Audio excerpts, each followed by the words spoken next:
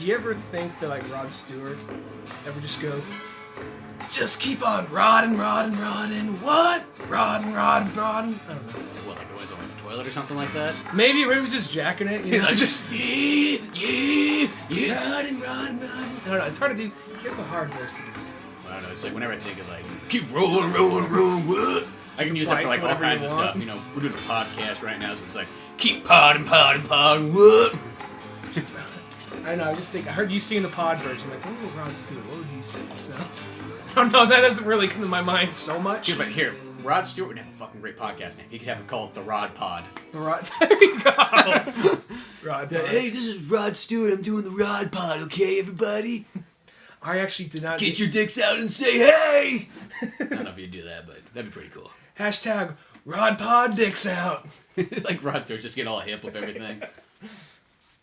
I don't even see him enough in the interviews to know how he actually talks. But maybe he just talks like, hello, I am Rod Stewart. But then he sings like... I'm very sophisticated, Rod Stewart. Yes, like, when he actually sings, though, it's just like, May you've held me down for what? You know? Yeah, it just gets all the Rod Stewart-y voice.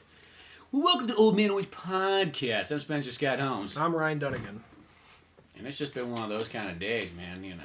A lot happened. Can I actually share something that happened to me a few days ago? What happened to you a few days ago? I was on my lunch break, and I rode a bike over to Safeway, and I was just having, like, some sushi. You didn't have, like, a Safeway meltdown? You just get in there and just start, like, fucking breaking down on the ground, going, like, why? What is wrong? What is wrong?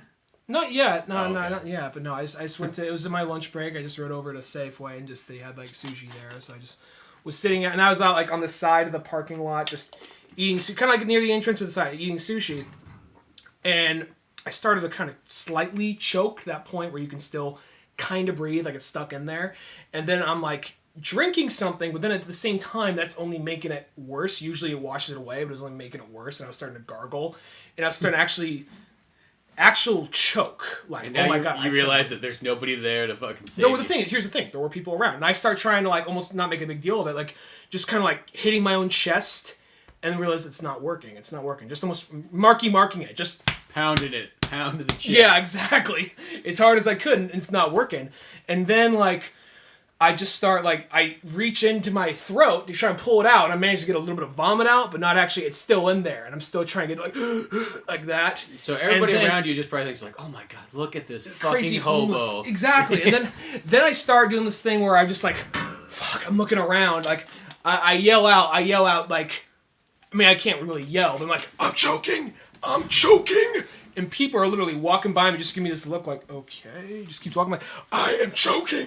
Like that, and I just like, what the fuck, and I just somebody throws you a $5 bill, like, yeah, get the fuck out of here. And I'm just kind of like I'm literally starting to panic by this point, and then there's a wall there, and I start literally hitting my chest against the wall, so people just see from a distance, just me, just some guy with a beard and like a baseball cap, just like holding his own neck, stomping around in place, trying to make himself vomit, then slamming his chest against the wall of the Safeway. And then I just managed to kind of like just stick my fingers in there enough and just kind of like not really pull it out, push it down, force it down, and then I start like coughing, a little bit of vomit came out. And it was one of those things for a minute, like I'm over it now, but for like about 2 hours, I was almost kind of like, did I almost fucking die? And you're in San Francisco, and the perfect thing is nobody would have did a goddamn thing, because that's the San Francisco like lifestyle. It's just fuck that guy over there, not my problem. Definitely, and I was almost just kind of like very like, I can't fucking believe that, you know. But at the same time, I kind of took in the context. Maybe they just thought I was a homeless guy. I don't know. That's probably not saying that's cool. I mean, if I saw a homeless dude choking, I mean, here's one of two things. If I knew he was choking, I would probably try to do something. But the thing is, as jaded and shitty as this sounds, the other day I saw a guy just like full on screaming and crying, like bawling, ah! So I just stood up, like, he's all talking, like, and starts rapping and talking straight face and just start walking down the, like, what the fuck? So you have no idea what to expect from homeless. So from a distance, I mean, maybe it kind of looked like that, but I was still very much like, what the fuck is wrong with society for a second? But at the same time, I'm like, maybe I just gotta, you know, maybe you couldn't even hear. No, it's San Francisco. San Francisco definitely just has that, like, that nobody's gonna stop to do anything for you. The thing would happen is you would finally fall on the ground and die, and somebody would come by and be like, are you fucking kidding me? They just got dead bodies on the street in San Francisco. I knew we should have fucking went to San Jose. Well, I guess it tripped me out just like thinking like I almost died from choking on something. And the thing is, I know if I got the call, like if someone called like my folks, like Mr. Dunigan, like yes, your son died. Oh my God, what? Was it the M&Ms? It was like he died. He died of choking. Oh fuck! It wasn't a dick, was it? No. Oh thank God. Okay. What's in the mouth? What's in the mouth? It's sushi and a Butterfinger. Well, it's still kind of gay, but it's still kind of gay. I don't know. Why did he not chew the Butterfinger? Why is it the whole thing? It's funny to make those jokes, just to clarify, my dad's not homophobic, but it's just funny to make those jokes. Why is it the whole Butterfinger? Why didn't he chew it? I always told him to chew. Came around to get him. And it's king size too, for fuck's sake. Just the whole fucking thing. They're like the EMT's like, oh, this guy must have been practicing. He likes some chocolate dicks. Something long and brown down his throat. It's either that or he's into a worse fetish. Who knows? He might have been practicing for someone to shit in his mouth. Sad thing is, like, well, no, it's that weird thing. If you actually like take a drink of a rock star and some sushi and a Butterfinger and swish it around, it actually simulates the taste of shit. Funny thing, you know, it's kind of like if you have it's kind of acidic. It's like almost someone threw up in your mouth too. It's like, this is gonna sound really weird. I actually don't know if it is that. I'm just assuming, but no. But it's one of those things like I actually one time had a drink of a like one of those bottled Starbucks Frappuccinos, a drink of one of those, and then bit into some beef jerky. It tasted like gas station nachos. It was like the combo of the food. It's always weird when you find those weird things where it's like these two foods together that do not simulate that whatsoever, but combined, they become this new entity all in itself. Yeah, science. Yeah. Science, fucking awesome. So, but yeah, so that's kind of that was a few days before I. Well, that's definitely the "Are you in? Are you out?" section of the podcast. Yeah. First talking Rod potting, then choking, then shit fetish, whatever. Whatever. Fuck you. Yeah. Well, boy, we went and saw this Moana yesterday, and all I could kind of think of is this is the sort of thing. Is like you look at the lifestyle of Hawaii like 500 plus years ago, and you go, God, is that just like the fucking life right there? When you really think about it, at the end of the day, you have a place that you literally have absolutely no fucking worries whatsoever. Aside till a white man comes in and fucks it all up. Yeah, that's pretty much about it. But, you know, for the most part, though, you think about it, you know, there's always that kind of thing where you always go, why are these like, native islands where, like, they stayed, like, the exact same people for thousands upon thousands of years when you got, you know, Europeans and Asians and stuff that have, like, advanced, like, dramatically over time? Well, here's the thing. When you're living on a fucking island like Hawaii, it's like you're on vacation 24/7. You know what I mean? When you're a guy in fucking Norway and it's freezing and you're not too sure if you're going to be able to eat next fucking month, that's when you start to invent. You know what I mean? When life does not just give you coconuts without having to do a goddamn thing. I guess I'm trying to think about Hawaii. Like, what's the most deadliest thing on Hawaii? Like a wild boar? And those were even brought. Those were even brought there. That's the thing, though. I don't think Hawaii really has anything that's like, oh, there's this fucking insect that will get you and it will poison you for 10 days of bloody hell, and then you'll die, and then you'll infect your entire family. Well, I'm trying to think on that. Like, as far as like Hawaii's history, like nearly every animal there was brought there by man, wasn't it? Maybe not insects or birds, but like pigs and all that. That was brought there by men, wasn't it? I think so, because the whole like Hawaiian thing is that a bunch of Asians went. They were like, I'm fucking bored. Yeah, you're fucking bored too? Let's get on this boat. And you know, and then they fucking just start sailing off, and then all of a sudden they ran to an island like, fuck it, I don't want to ever go sailing again. Neither do I. Well, once you get there, like, dude, this shit is awesome. Yeah, fuck the Philippines. Fuck Guam. That's what everybody was saying. Well, even like that, I was just kind of waiting for the end of that movie for like, just to like, everything is perfect here. Like, and then Captain Cook comes sailing across. There's some white dudes on a boat over there. Let's go say hi. Credits. Yeah, just like, hey, hello, my name's Captain Hook. Or not Captain Hook, Captain Cook. Credits. Just everyone lived happily ever after. Just because like, oh wow, a Hilton would look awesome right here. Oh shit, this would be amazing golf course. Well, that's pretty much what Captain... You think about it, because like, the book of Captain Cook is they had like the most like shittiest fucking voyage like before they got to Hawaii. Like they were like trapped down like at the bottom of South America in freezing ass cold temperatures, icy all around, people fucking dying and everything like that. So they end this trip where it's just like, fuck the Arctic. Fuck it. Just to the point where it's like that, and then you land on Hawaii and it's just like, oh my god. Look at this place. It's like vacation 24/7. It is so much better than England. So much better. You know, like, look at these people are nice. They're bringing me fucking boar. There's like women running around. People are throwing spears and everything like that. Like, this is fucking awesome. Like, hey guys, does it ever snow? What snow? Oh, fuck, that's amazing. Fuck, that's amazing. I just imagine this cook just pulling out his dick like, no snow, no snow. He's like, oh my god, what is that? What is that? It looks like a giant dick with balls. That's a coconut tree. Oh my god. What is that? What is that? Oh, that's a boar running around. Oh my god, look at him. Let's kill it. Let's fucking eat that thing. But first we're going to ride him and race him. And bet on it. So it's the thing about Captain Cook is it was also one of those things where he got there and it was like, dude, these guys think we're fucking gods. Like, no, we don't think you're gods. We're down with you partying, but you already married all our women. You're already fucking eating all our food. Cut us some break, man. Hey, listen, motherfucker! And then they just full murdered the fuck. Yeah, King Kamehameha came down and he's like, call me. And then blasted them away. Captain Cook tried to use solar flare, but it just didn't work out. Yeah, just didn't pan out so well, and he was dead because he was too relaxed at that moment. Mm-hmm. But yeah, no, it's one of those things like But that's the thing, though, is you think about it, like, that's the reason why all, like, those native areas, like, in a sense, their cultures never really advanced. It was just like, what's the point?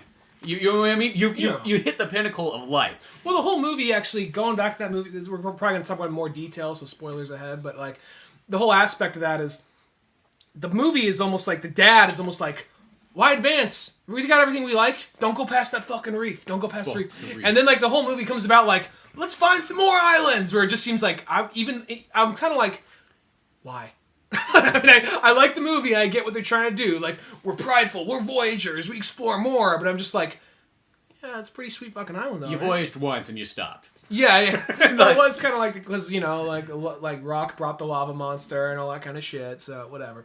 But still, it's one. I get why they stopped for that aspect. I think they probably stayed. Well, actually, the big reason they had to leave in the first place. Because they got to put some, like, Western, like, idealistic views in there. Because here's the thing, is, you know, a Western person feels like there's always more. There's always fucking more. England's weather fucking sucks dick, so we got to invent shit to make ourselves seem cool.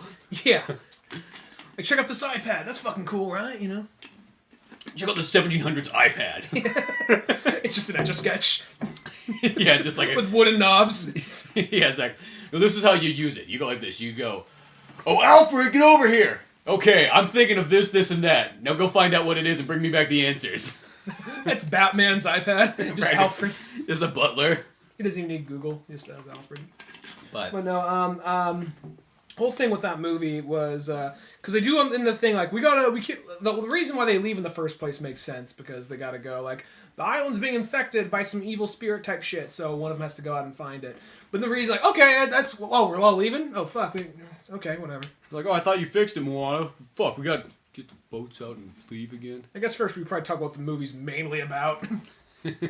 So basically, it's kind of like I'll say this. I'll get this out of the way. It is kind of like your standard Disney formula, but what Disney has going on. I mean, with a Hawaiian theme. That's pretty much what it is. Well, with the Hawaiian theme, but I'll say this depends. If first off, you have to be into this or not. If you're into character design and the aesthetic, like I really like a lot of Disney's character designs. So, as far as this movie goes, that was really awesome. And like recently, the writing has a lot of like is very kind of witty. It's actually pretty funny, witty dialogue. And not in the aspect of, you know, there still is, okay, there's the stupid animal joke, or there's like some slapsticky stuff.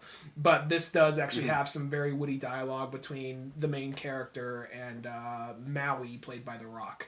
And I think that's something Disney has going for it recently. I mean, the only movie I saw that really, it sucks because I mean, we won't go into it because we've gone into it so many times, but the only movie that like, really, that Disney really disappointed me with in recent years, and only because it seems like the one I should love is Wreck-It Ralph. I know. What I consider like the worst movie experience, probably of all time. I don't think I've ever had a worse movie theater experience than that. I think because it just starts off so good. I used to think Phone Booth was a pretty bad one, and then I saw Wreck-It Ralph. Yeah. Yeah, Wreck-It Ralph would just, you think I would love it, but, I just can't bring myself to like it. But, and I tried watching it another time, and I still couldn't like it. But I love the first 20 minutes. But, I think that's what makes it worse, because the first 20 minutes actually is legitimately really good, and then it just fucks you in the face for the next hour, and that's it. I was also in denial with that movie. Like, I would see stuff for Wreck-It Ralph after the movie. Like, oh, yeah, Wreck-It Ralph. Oh, wait, I saw it. It would be like, I'm going to... Oh, like, you literally, like, forced that memory out. Like, it was just painful prison memory you had. Mm-hmm, exactly, yeah. Just that mouse just being, ha, you're going to like it. Here, 8 fucking bucks, too. You fucking nerd. Like, you're just like, oh, okay, good. I got the whole shower to myself. And then all of a sudden you just see, like, this head pop out with fucking Mickey Mouse ears. And he just comes out, he has this towel around him, and he just, like, whips it off. Like, oh, looks like we're showering together. We're going to be shower buddies, right? Slaps you on the ass. Now pass the soap there. Oh, okay. Oops! Looks like I dropped it. You think you can pick that up for me, little man? Oh, yeah, okay, Mickey, I will. It's like, just starts grabbing you, like, oh! No! No! And then when he's done, he's like, oh, okay, I'm out of here. That was $20. $20, like, yeah, for the popcorn, the soda, you fucking cheap fuck. Yeah. Well, you think a rape's free for Mickey? That was for you! Yeah, you should be grateful. I should charge you twice that price. But, like, Moana. Moana. I felt like I got my, like, money's worth out of it. Well, like, Frozen was one that was, like, I was kind of like, I got kind of dragged by some friends to go see Frozen. It's like, it'll probably be decent, and I'm watching, I'm like, oh, fuck, it's a musical, but as time went on, like, the musical aspect doesn't kill it for me, but it kind of takes me out of it. Like, I can kind of do without, at this point in my life, I can kind of do without almost... Anything singing. Without singing, and, like, I don't know, maybe, you know what, if somebody kind of gave me an option to do a Disney movie, and they said, you can do, but it has to have singing, I'd probably do some weird, edgy thing that would probably be, like, considered to be outdated, like in like probably like 10 years. I'd probably go like, okay, I want Deer Tick to do this song. Can we get Bruce Springsteen? Should Chris Cornell be the main character? Just Chris Cornell, yeah, it would just be, I don't know, I don't even know what it would be. I'm just saying I'd probably just go out of my way and just like, can we just get like these rock stars? No, not the voice actor. Don't give a fuck. Unless the voice actor is voiced by Bruce Springsteen or John McClellan or Chris Cornell or like, Yeah, Chris Cornell could be the Fox. Andrew Stockdale, someone, So it's one of those things like, I think the last Disney movie, because like all the ones I've seen recently, like Big Hero 6 was good, Frozen was good. I'm not in love with like everybody else, but I liked Frozen. The last one that really wowed me, like way more than I thought it would, was fucking Zootopia. Yeah, that movie was the one where it's like surprisingly really good. Like here's the thing, pretty much every Disney movie's always been good. It's like, you know what I mean? Other than Wreck-It Ralph, for the most part, like, they always make a good movie. Like, they know what they're doing when it comes to movie making. I think what always bothers me about Disney, it's more like the business practices. It's like when you kind of see behind the curtain, you realize that, like, how evil of a company it is, and that kind of bothers me as far as movies go. But if you kind of forget that part and look at the movies, they always do make good stuff. But sometimes they don't make, like, legendary, like, stories where you're like, oh, fuck. Like, you don't walk out of it like one of those kind of movies. But Zootopia was one of those ones where it was like, oh man, I was actually legitimately way more like surprised at how good that fucking story was. Because it was a movie about racism and it didn't feel preachy. No, yeah, it had all kinds of different things in it and all these elements. Yeah, not feeling preachy at all, but doing a really good job of telling it, and then having really interesting characters too to top it off. And the thing about that is, I think what was cool is that was one that did not feel like your average Disney movie, because it was like, it wasn't like. Because essentially Moana it's a princess movie. It's essentially a princess movie, and those can still be good, but it's like Zootopia, it was just like, you say, oh, a detective story. You know what Moana actually was? It's not a princess story, it's actually a queen story. Yeah, and that's cool. Which is that's what makes it kind of different. That's cool, yeah, it's like a princess becoming a queen, which is pretty cool. And the Zootopia was one of those things where it was like, it starts off like, when you say, well, it's about like a cop rabbit that has to work with a sly fox. It just sounds like a stupid fucking kids movie. Yeah, that's literally what I thought when I saw the trailer. I was like, well, whatever, it'll probably be okay, but not selling me yet. And then it just becomes this whole allegory on like racism and kind of how it gets there in the first place. Which you say that, it doesn't sound good, but you see the movie, they actually do it very adequately. And too, it's PG too. I think that was the other thing that kind of like it added a little bit more elements into it that. Because I remember, like, I didn't realize the movie was PG, and all of a sudden there was a couple, like, lines said, and I was like, this isn't G, is it? This got to be PG. This is a little bit too adult to be. And then like there's also the other thing about it was there was a just solely as a detective story. Just remove like just as if you just like switched it out with just like humans, that would work pretty well too because it was just a really well written detective story with a lot of great beats. Mm-hmm. You know? No, yeah, that definitely was. And this, I guess, being the next one, Moana coming out, like overall, it's like it's like it is kind of your standard Disney, good versus evil story, saving the homeland, princessy, queen, whatever, with the Hawaiian twist. That's kind of what makes it different, which.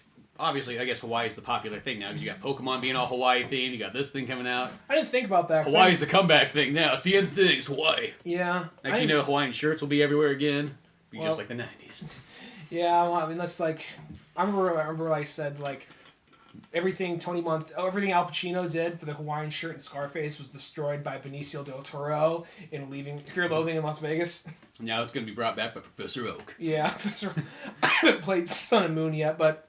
I have to give it a shot at some point. But no, like it's. I mean, it's pretty. I don't know what to say about it other than it's a pretty fun movie. And The Rock, Rock crushed it as like kind of like the asshole of the movie. Like, look at me, I'm so cool. I did everything for everybody. And I'll say when the movie started, because we were watching the movie and like a musical number starts, and I immediately was like, "Fuck." Well, so sometimes like nowadays, I don't know what it is. Like you should know that it's gonna become a musical thing, but it's kind of like. I was still at that point where it's like they weren't making musicals that often anymore. It happened once in a while. Like Big Hero 6 was a musical, Zootopia wasn't a musical. Yeah, so like you don't really know what you're in for anymore. And then it's like all of a sudden it's like, oh, I guess this is a musical, which I probably should have thought from the beginning, but didn't cross my mind right away. Well, they don't really show a lot of the musical scenes in the trailer anymore. Well, I will say this too. The thing about musicals, this is always kind of weird thing. In 2D, they come across, like I feel like in 2D animation, it works totally fine. You don't even really like second guess it too much. It fits in. Mm-hmm. I don't know. CG is kind of in this weird place of almost like live action. Like it does have this weird like uncanny feel. Because that's sort of like a musical. Like when you watch a movie, whether or not you like it or not, like it just feels like it's just not realistic whatsoever. It is as fantasy as fucking possible in like a 2D or in a live action movie. But you watch it in a 2D animation, and for some reason it fits. I don't know what it is. Like it fits more. Like you watch Aladdin. Makes sense. Like, you can believe Aladdin singing, and it just works with the story. But if you see it in live action, then it looks sometimes kind of goofy, like Peter Pan or Peter Pam, like that one. Truth be told, I almost think it's more than anything by this point. I don't even think it's like the CG singing.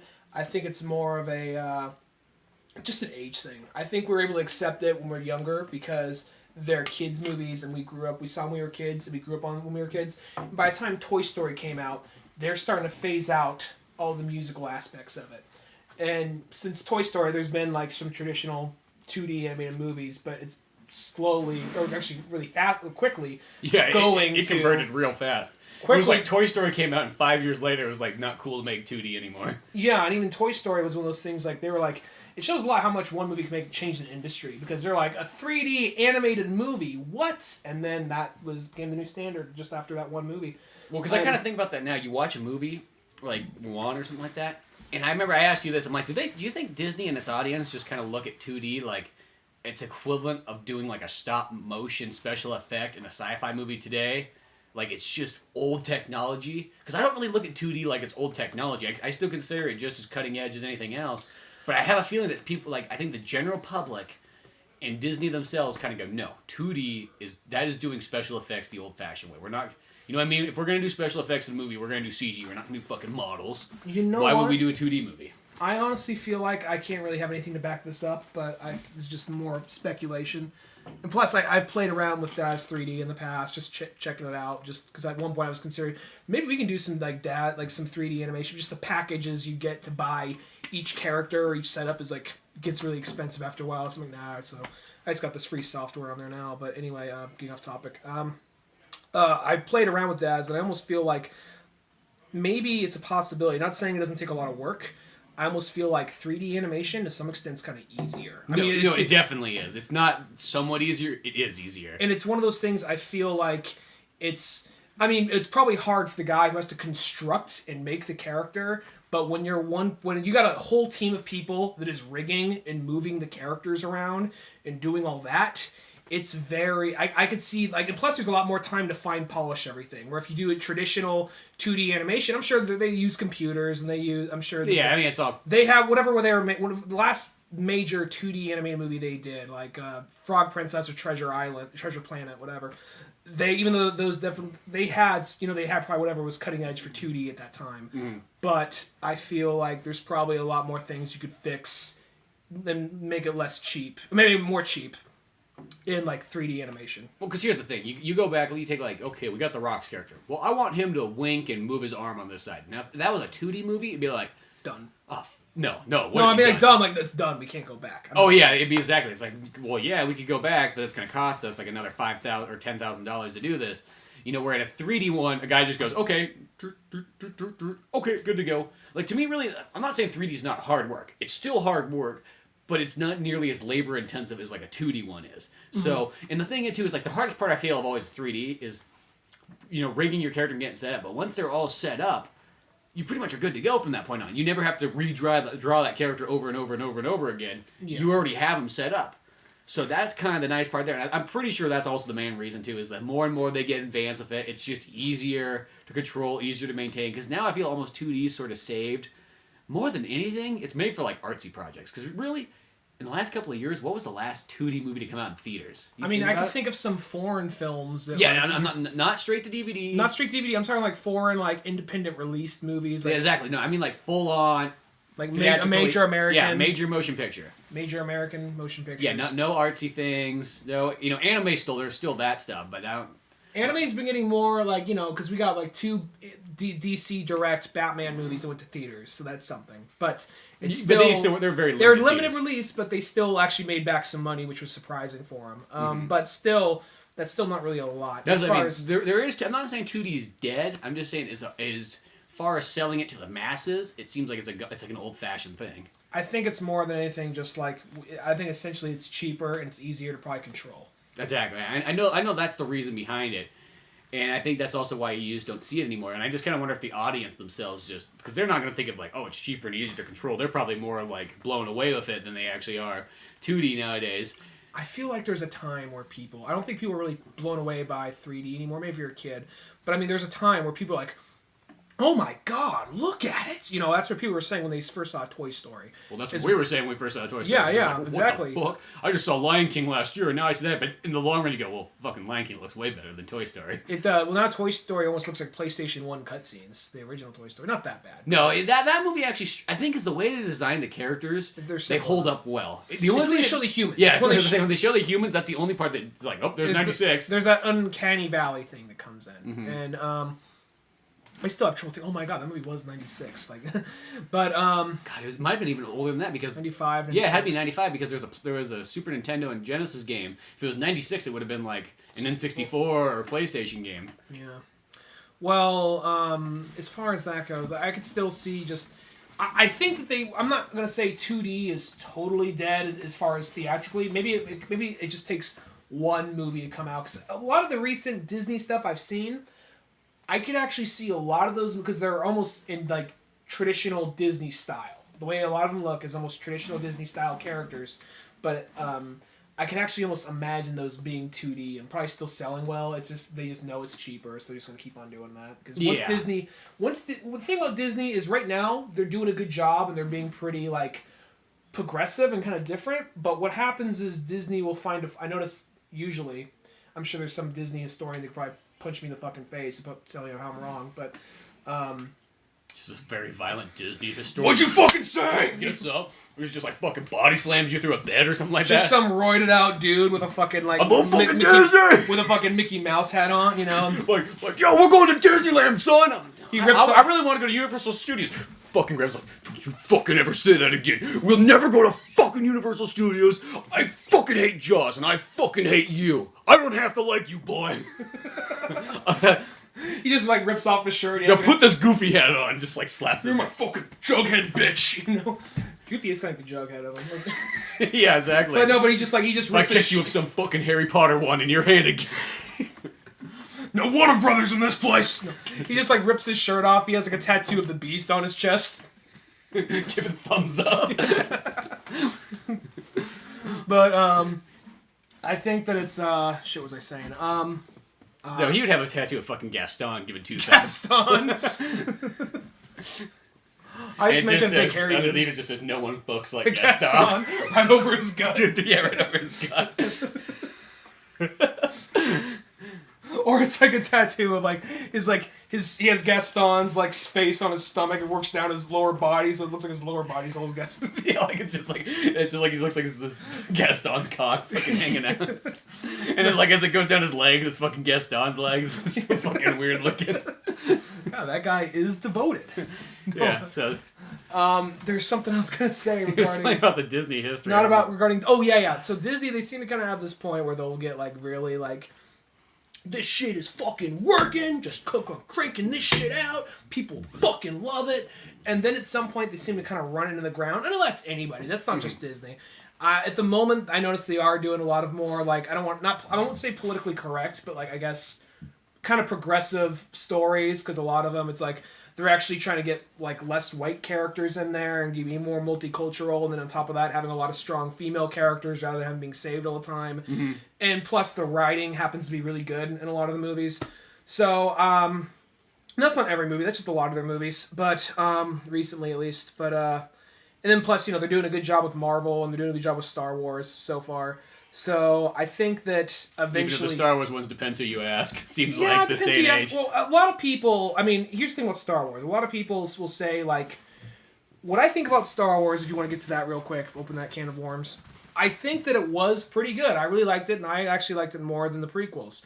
But I know that... I'm not one of those people who totally hates the fucking prequels. Mm-hmm. But I thought it was better than the prequels. And I thought the movie did do... My complaints about are the weirdest things. My complaint is, I have no problem with a girl stumbling upon a droid and then taking down another Death Star. I understand it kind of goes with the same beats. I understand they made the safe move. The only thing I really that is kind of like a little bit like, oh, you could have done something a little different. Did it have to be another desert planet? It could be anything other than a desert planet. Thousands of planets we could start off on. And it's not even Tatooine. I was like, okay, Tatooine. Oh, the other Tatooine. Yeah. I'm just kind of like, it just be any planets other than a desert planet. But beyond that, though, that's not going to kill it for me. I guess you want to make it seem dreary and kind of shitty, but it was still, I still found it to be really, it was cool to see, how, I mean, I don't want to sound like a, Tumblr blog. Like, I like it because how diverse it is, but it was a cool thing to add to it. Not strictly for that reason, but I thought that was cool. And other people kind of roll their eyes, but I actually literally got chills. The part when Kylo Ren knocks out Rey, he doesn't kill, but knocks down Finn, and he's reaching for the saber, and then it goes past him right into Rey's hand. Mm-hmm. And the first time in that whole movie, you hear the dun na na na na na. First time in that whole fucking movie, they save it for that moment. Yeah. And it works. So people can say what they want about that. Anyway, I'm done. Yeah. So. Yeah, that one's like beating the dead horse, but it's like, I mean, I understand both points. It's that thing that people that generally seem to like 4, 5, and 6 like the most, they seem to like the movie quite a bit. People who liked 1, 2, and 3 a lot seem to dislike the movie. I noticed. That's mostly what I'm one of those people that's like, I liked 7. I thought it was really good. But I don't think it's as good as the other 6, but I still liked it a lot. I think that, I don't know, I just hope they don't like have one good one, they beat it down to the ground. Because... And just kind of run. Hopefully, my only thing, because this is my only complaint to 7, I just, as a fan of 1, 2, and 3 a lot, I kind of didn't like how they just did like the, let's not mention these guys right now. Well, okay, yes, it happened, but it doesn't mean we have to talk about it. I feel like they're going to go a couple movies in and they might mention or go to Naboo or something like that. And I know what they're playing towards the other fans. You know what I mean? You got 2 types of fans. You got the fans, like myself, that like practically anything Star Wars. And then you got the fans who are like, 4, 5, and 6! 4, 5, and 6! And you're like, shut the fuck up, you little bitch. And you just want to slap the fuck out of them because they're just so obnoxious. I mean, my thing about it is I'm fine with... I feel like they might come back to it. And popular opinion... I mean, not saying I entirely agree with all of it, but popular opinion is that 1, 2, and 3 are the weakest ones. That's popular opinion, so I understand why they're giving it breathing It's George Lucas's movie, so if he wants to make whatever the fuck he wants to make, it's not your movie. I think it's the problem that I have is like, if somebody says like that's like they don't like him as much, that's cool. But when they go to the point where they just like flat out like him was like it ruined my fucking childhood. That's your bitch when you say that. Yeah, you're just a fucking pussy who can't handle stuff. I think Star Wars South Park made a funny joke about it, but then maybe I'm wrong here, but like I feel like South Park just made a funny quick joke about it, but then people took that like literally. People took that as if like South Park said it best, and it's just like whoa. I think it was just more Which of a one, like the Jar Jar Binks episode? Where they're literally like we're fucking like swear they bust in on the well first off when Indiana Jones is getting raped and they bust in and like Steven Spielberg and George Lucas and George Lucas is like fucking a stormtrooper, Spielberg's in the corner jerking off. Well, that's just funny imagery to me. So I think that was more than anything just like a funny little like ha ha ha, you know, and then they just moved on where everybody else literally because ever since that people I feel like they've been taking it from that. Maybe they said it beforehand, but yeah. But no, that's beyond the point, and that's just another thing in itself. But Moana though was pretty much a pretty darn good movie as far as CG rape jokes and Disney movies. Exactly, bound to happen at some point. You know, actually, it was kind of weird. I sat down yesterday after watching Moana, and I had sitting there for a while, was that Appleseed, like the CG one. Mm-hmm. And I remember I put it on, like, back in the day when it came out. There's like two of them. The first one. Okay. And I remember when I thought it was a regular anime, like the old 80s one, and I remember putting it on, and there was a point when I was like, fuck CG, fuck it up, its stupid ass. And then I put it on, and I was like, this isn't an anime? Like, what the fuck is this? 2D? Like, what's this 3D bullshit? I'd, like, turn it off in the first, like, 10 minutes. But nowadays, it's like, okay, I can go back and accept something like that nowadays. If you're in the mood for it and everything like that, that's fine. And I was sitting down and watching it, but it is funny, like, how, if that was just a straight-up anime, it would not have aged. But since it's, like, that weird, like, 2000... Cell shade. Yeah, cell shade 3D CG stuff. It just looks like you're literally watching a good PlayStation 2 cutscene. Maybe a little bit better than that. I'd say it's more like a PS3 cutscene. That's probably about, at the end of the day, what it really is. But it's still a good movie. But it is, like, you look at that and it just feels like, holy fuck. I prefer the 80s manga one. The 80s ones, yeah. That one's so fucking good. Even though the dub I love the dub. The dub track's amazing, though, too. It's just like people say, oh, they ruin it. But just like all the, like, you know, just fit in cocksucker and fuck you anywhere they can in that. Well, that's what I mean. It was just like somebody said, hey, we can swear in cartoons now. Are you fucking kidding me? Well, the script doesn't have any swears in it. That's okay. We'll fucking make them up. Where, like, the other one, I don't know. Plus, there's, like, Bassario and the girl, I don't remember her name, but, like, they were, like, just... they were partners in the first one. Mm-hmm. Then the remake or the reboot, whatever it was, they were like lovers, and it was like a Beauty and the Beast kind of story, and it was just like, whatever. Yeah, it sort of had, well, it's like opposite Beauty and the Beast. Like, if the Beast, at first she's like, she loved the guy, and then he turned into the Beast. That's almost kind of how it is. Mm-hmm. Yeah. I think that's how the original manga sort of was, too, so I know that's probably one of those ones where it's like, the CG one's more based on the manga, where... Well, I know it is, like, I think it's... I don't know if it's entirely the same creator, but I think it's the guy who did Ghost in the Shell.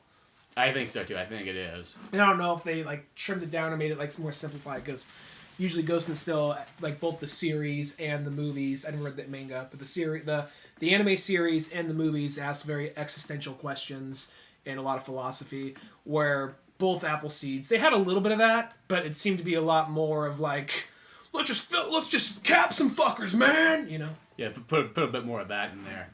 But, other than that, though, I guess the other Hawaiian thing, yeah, is Pokemon Sun and Moon came out, and that's fucking just pure amazing in itself. You know, there's always people out there that, you know, they always say, like, you know, I love Red and Blue so much, but why do I need to keep playing these games? Like, they always kind of ask that question.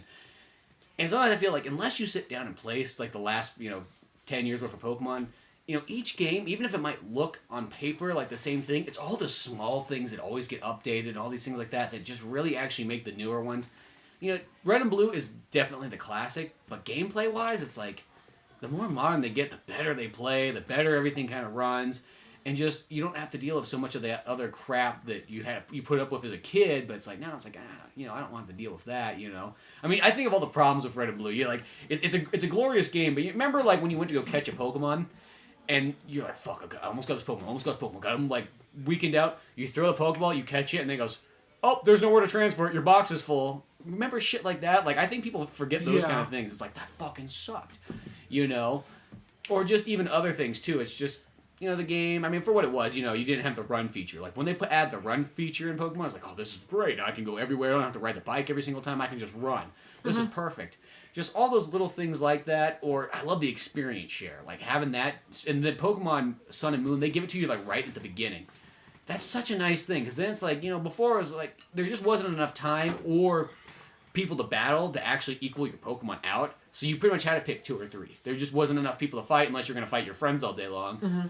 So all these little things like that are just so cool, and I love seeing them just keep adding in more and more to Pokemon and just getting it just dialed in really well. I have to pick that up at some point. I notice almost what the show is becoming is, Dunigan, have you seen this movie? Have you seen this show? No. Have you played this game? Like, no, I'll have to do it.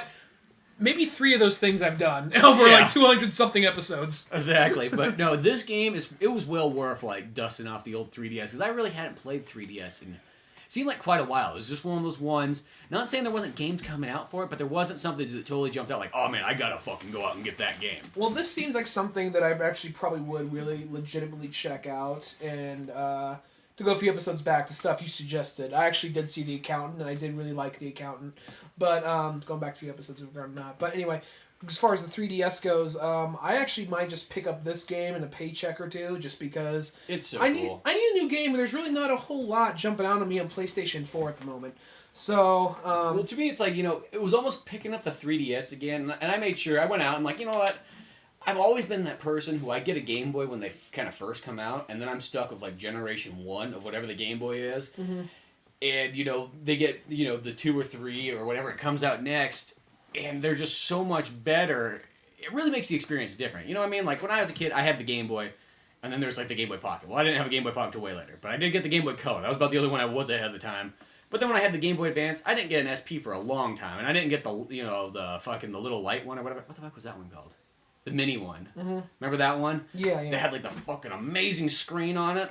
Mm-hmm. There's just things like that you don't think about. So I was like, I went out, I got the new 3DS, the XL one with the big screen, and it's like, it makes such a big difference over having, like, the older, clunkier one. And even the 3D on. I was playing a game, like, I was playing Gunvolt, and I was amazed that I actually had the 3D on the whole time. Mm-hmm. It was just like, what the fuck? I'm like, before you'd turn it on for a second and go, huh, that looks kind of cool. Turn it off. Okay, let's get serious. I heard the new 3DS, what they do is when you turn it on, it actually has, like, the cameras follow your eyes. Like, it scans your face, and then it follows. This almost sounds very Howlish. Like, yeah. Space Odyssey, but it actually follows your face. So when you're turning a certain way, it's trying to keep track of like where you're at, so it doesn't look like you don't see the blurs and all that. Yeah, because it's just got better 3D in it anyways, but yeah, it's got an infrared thing that tracks your head. So it's really if you do the thing where you look to the left and then look back, your screen will be like all jumbled up. You're like, oh, what the fuck? Mm-hmm. But in a sense, I was amazed at how well the 3D was. And then you get Pokemon, you're like, oh fuck, I'm gonna have the 3D cranked up the whole time, and then you're like, battery's gone. No, there's just no 3D in the game. Oh, no, it's weird. It's like it's a direct Nintendo game, and there's no 3D in it. It's like, oh, okay. Yeah, that is. Because I remember in X and Y, they had the thing where the 3D only happened in the battles, but it didn't happen like when you were just running around the map. And I was like, oh, okay, whatever. But I was just kind of surprised that this one's like, boy, it's like Nintendo's like, fuck that feature. Maybe it's almost like they almost did it so you could play it like on your. This is how behind the times I am. Could you play that on your old DS, or is there just no 3D in this 3DS game? The old DS as in DS or 3DS? DS. No, you can't play any 3DS game on the DS. I just wonder if this is the one exception, but yeah. No. That seems weird. No 3D in something called a 3DS game. Yeah, well, I mean, they got the 2DS out there, which is it's a really cool system too. And until like the XL and the new came out, I always thought, I'm like, dude, the 2DS is the way to go. It's like half the price, and it's like you're not going to use the 3D anyways. Something I thought was kind of stupid is I heard someone say, I don't expect these people to be main gamers, but I hear people say, yeah, I don't know, I mean, 3DS looks cool, but I don't think I'm going to get it. Like, why is that? Like, well, I don't like 3D. You can turn that off. Yeah, I've heard that my whole time. It's like, it's called 3DS. It doesn't really mean that you have to play the game in 3D the whole time. Mm-hmm. And as I said, for the last 5 years or whatever the 3DS has been out, I've pretty much never played it in 3D until just recently. And yeah, but that new Pokemon though, it's just so cool. But you know what's this is the funny thing about that game, is the last handful of Pokemon games, or practically all Pokemon games in general, they always had like, in a sense, like, this is supposed to take place, in this part of Japan, or this is supposed to take place there in like the US or Paris or somewhere like that. But realistically, if nobody fucking said that, you pretty much would absolutely not know that at all. Mm-hmm. I never really felt like that came across at all in any of those games. You know what I mean? I mean, like, okay, yeah, I assume that, in the first couple Pokemon games, well, it's a fucking Japanese game, so I'm assuming it's in Japan. Like, that kind of came there. But I also kind of took it as, like, it's a completely different world, in a sense. But this one is, like, it takes place in, like, a Hawaii area called Alola. But it is, like, as Hawaiian as fuck. Like, if nobody told you were playing a Hawaiian game, you would know 10 seconds into this game that you were playing a Hawaiian game. You still have 8 gyms, or is there less gyms? Or They do that actually kind of differently, but I just want to say, this is like how you know. The professor you got in it, when he comes walking out, he's got board shorts on and, like, sandals, and he's got, like, his white lab coat on, but he doesn't have a shirt underneath it. He's got, like, glasses and a ball cap on. It's like, this is a fucking relaxed place. Like, this is Hawaii as fuck right here. I'm surprised he's not voiced by The Rock, almost. He's like, yo, bro, sorry, I'm just getting some mad wavage, bro. Like that. Yeah, and then just everybody else, too, is just, like, they're all dressed very Hawaiianified. I mean, your character, like, they moved there from Kanto, or, no, I think they moved there from the Golden Silver Town for some reason. And, you know, even the way you're sort of dressed, too, so it's like, you got this kind of, like, light Hawaiian thing going on. And as you go through the town, it's like, they actually have these ones really differently built up. Like, at first, you're going through these very Hawaiian-looking areas, and then all of a sudden, you get to kind of ones that look very Japanese. And then you start getting to areas that, like, they even give it, like, a very American theme. Because, you know, when you think about Hawaii, it's kind of like 3 different places in one. You got your traditional Hawaiian stuff there, which is kind of fleeting more than anything else. But then other than that, though, it's America and Japan slapped together. Yeah. You know, that's totally what it is. And then this game, they're getting that across. Even though when they make for America, it's like, okay, you're going to America. It's Farmville, just like, you know, we're going down the old western area. You get on a horsey there and keep going. Here's your banjo. Yeah, like, that's what they make America. Want to ride a pig? Here you go, boy. Yeah, that's pretty much what America town's like. You go by, like, there's like, what's that? Oh, that's the KKK gym. Yeah. Yeah. You earned a hate badge. Yeah, exactly. But the way they do the gyms is actually kind of interesting. They do something new in this one. They're called, like, trials instead. So you go to, in a sense, like, your gym area, and then you got to do, like, a certain task or so, or a couple different things. Maybe you got to battle these random Pokemon. Maybe you got to do these switches or something like that. Or, like, you know, calm down the water or something. And then you end up battling, in a sense, the gym leader. And then you get your kind of badge or whatever. But it's a little bit different where, I mean, it's still kind of the same thing, but enough different to make it feel sort of new and fresh. Well, essentially, there's always something keeping you from getting to the gym. Kind of like, I want to get to that gym. There's a fucking tree in the way. Oh, well, you got to go on the SSN and do this and you rub the guy's back, and he gives you an HM. You're good.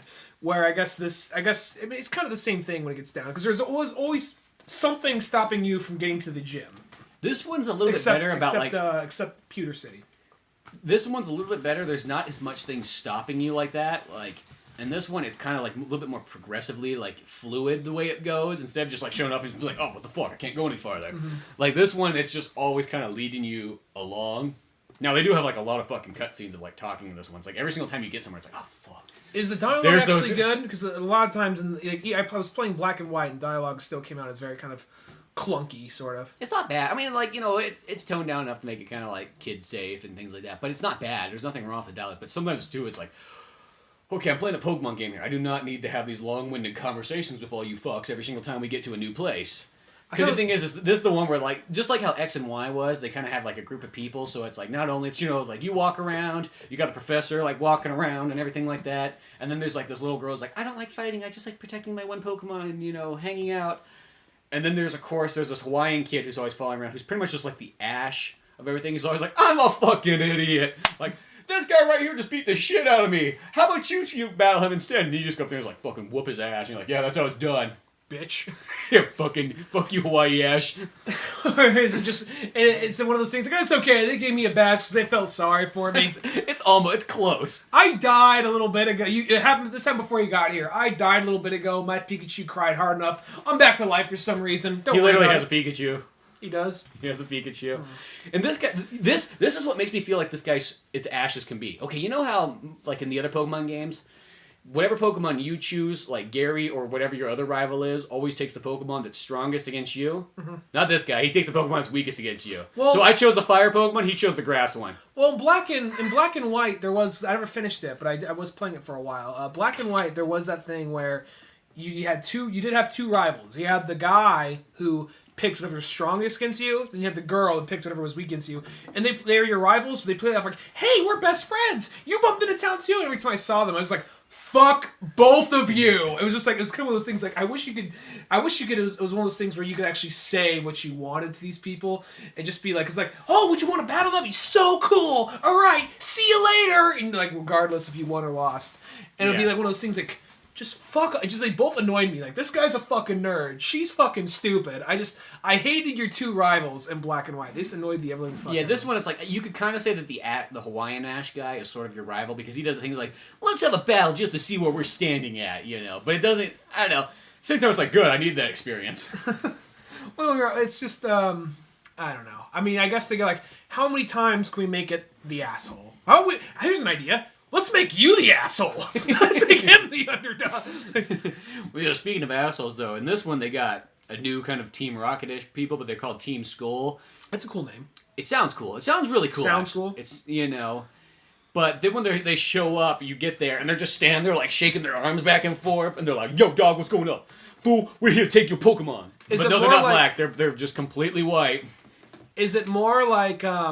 Limp Bizkit or Jet Grain Radio? Limp Bizkit. Well, I'd say a mix between Limp Bizkit and Jet. If Fred Durst was riding rollerblades and spray painting with a skull mask on, it's still not cool enough. I mean, no. Jet Grain Radio, they find a way to make it look cool. Maybe it's because their design's all right. I think because they're kind of more Japanese. Like these ones, like okay, I guess you could say they're sort of Japanese because it's still like Pokemon, but Pokemon has a good way of making people feel kind of like almost anybody. Mm-hmm. It's kind of like almost like if you think about the Pokemon's design style. Like, I mean, some people look more Japanese or more white than others, and obviously some look black, but they do have, like, a look that when you look at some of the characters, they almost feel like that could be Italian, that could be Mexican, that could be Japanese, that could be American, that could be anything, you know, it could be Hawaiian. Do they have, like, any, like, Pokemon drive-bys? Like, there's a fucking, get him, Charizard! What? You know? No, they're not doing that. What happened to your special skull, motherfucker? No, they're just like, there's one where there's like two guys just fucking like waving their arms around. Is that what they do? Is that their motion? They just kind of dance? They always get their fucking arms like, yo, and stuff. And they're standing around this bus stand like, yeah, we're fucking man this bus stand. Yo, like, what do you fucking want? And then like you battle them. And then afterwards they're all pissy. They're like, pfft. Like, the bus driver would have been fucking so tight if we would have been there. You know why? Because he didn't have to go fucking work the next day. We were doing him a fucking favor. And it's just like, you get the fuck out of here. No, they don't say fucking. I didn't think they would. I wonder if they bleeped it out, though. No, they don't bleep it out either, but it's just like, they're just always saying, like, yo, and dog, and shit. Well, they're not saying shit, but you know what I mean. Dog with D-W-A-G? No, just D-O-G, I think, and things like that. Okay. But they're just talking, like... And it's weird, because they got that sort of, like, punk rocker mixed in with the rapper thing. It's a weird, like, combo. Is it kind of like how, like, whenever you play, like, a 90s brawler, it always looked like you're fighting a Beastie Boy? Kind of like a Beastie Boy. But then, like, I met, like, one of, like, the higher-ups of, like, the team school, and it was, like, a lady, but she looked very, like, punk rock. Like, she had these, like, almost, like... giant curl things around her hair, and then like it was multicolored coming out and everything like that. And I don't know if she had tattoos or something like that, but she looked all punk rock. It was kind of weird. Like she was getting ready for like a Misfits concert. Team Plasma sucks. I wish they'd just go back to Team Rocket. It's like they haven't had Team Rocket forever. You could make Team Rocket like, you know, more threatening if you just gave him like something other than like, what do you got? I got a Cubone and a Meowth and a Pidgey. Yeah. That's what you got? Yeah. You know, yeah. There's just people in the Pokemon world where it's just kind of like, well, when you first play the game, because I actually downloaded Yellow on my DS, and I was actually playing that a little bit ago, just for nostalgia. It was right around when Pokemon Go came out. And I forgot, there's some of the small things I forget about. Like, when you get through Viridian City, old man, like, laying across the road, I'm not going anywhere until I get my fucking coffee! It's like, oh my god. Okay, you gotta go do some stupid errands and get him his coffee. He's like, I'm sorry, I get that way when I don't have my fucking coffee. I'll teach you how to catch a fucking Pokemon! He can't even fucking catch it. Like, oh, I'll get it. I'll get it one of these days. This fucking 10-year-old does it. Boom! Boom! Boom! Later, old fucker. Just keeps on going. No, it's like one of those ones. Yeah, it's like... I mean, this one... the Team Rocket guy still... Or the Team Skull guy still have kind of dumb Pokemon. This part actually made me kind of laugh, though. There was this place I found... There was kind of like a waste facility, and they're like, oh, yeah, we have mucks here and everything, and they just eat the trash. So, you know, if you got trash, you just throw it in a muck's face. You know, and he'll eat that shit like he fucking wants. He's like, oh, I don't like the trash. You like what we fucking give you. Yeah. Well, it was funny because there was a guy that was like, it was a guy and, like, his father and stuff. And, like, the father was like, you know, janitor wants to fight, but, like, his son was there, too, and he's like, Dad, I want to be a Pokemon Master. He's like, well, yeah, well, you fucked up and you didn't become one, so guess what? You should be grateful I'm giving you a fucking job. He's like, but Dad, he's like, you call me sir, goddammit. It's like there's the thing like you fucking failed me, son. I put all my stock into you. Yeah. And You told me that you would become a good investment, and you know what? You failed. So you know what? We're gonna have to work here at the dump, and by golly, you better give me enough money so I can fucking retire and actually enjoy working at Hawaii. Well, it's like when you first beat when you beat Gary for the final time in like Pokemon like Blue, Red, or Yellow, and like when Professor Oak gets there, he says like, "Blue, I knew you'd fuck it up." As soon as you get there, I hear you win. I come in and fucking Red's already beat it. Maybe that's why he was such a dick, because he couldn't even remember his own grandson's Well, this is name. probably what it was. Like every single time, like, "Hey, Grandpa, what's going on?" Like, "Oh, Gary. I thought it'd be Ash would come in." He's like, "Yeah, well, you know, I tried." He's like, "Yeah, well, Ash there scored an A on his test. Saw you got a B minus. Well, you know, I stayed up all night. Clearly didn't stay up long enough."